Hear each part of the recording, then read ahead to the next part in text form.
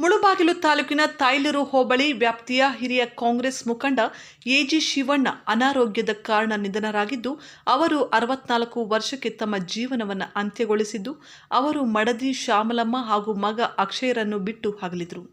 ತಾಲೂಕಿನ ಕಾಂಗ್ರೆಸ್ ಪಕ್ಷದ ಮುಖಂಡರು ಭಾಗವಹಿಸಿ ಅವರಿಗೆ ಅಂತಿಮ ನಮನ ಸಲ್ಲಿಸಿದರು. ಈ ಸಂದರ್ಭದಲ್ಲಿ ಶಾಸಕರಾದ doctor Kothur G Manjunath, Avani block Congress ಅಧ್ಯಕ್ಷ ನೀಲಕಂಠೇಗೌಡ, ಮುಳುಬಾಗಿಲು ವಿಧಾನಸಭಾ ಕ್ಷೇತ್ರ ಅಭ್ಯರ್ಥಿ ವಿ ಆದಿನಾರಾಯಣ, ಆರ್ ರಾಜೇಂದ್ರಗೌಡ, ಗುಜ್ಜನಹಳ್ಳಿ ಮಂಜುನಾಥ್, ನಾಗರೆಡ್ಡಿ, ದೂಲಪಲ್ಲಿ ರವಿ ಸೇರಿದಂತೆ ಹಲವು ನಾಯಕರು ಅವರ ಕುಟುಂಬಕ್ಕೆ ಸಾಂತ್ವನ ಹೇಳಿದರು.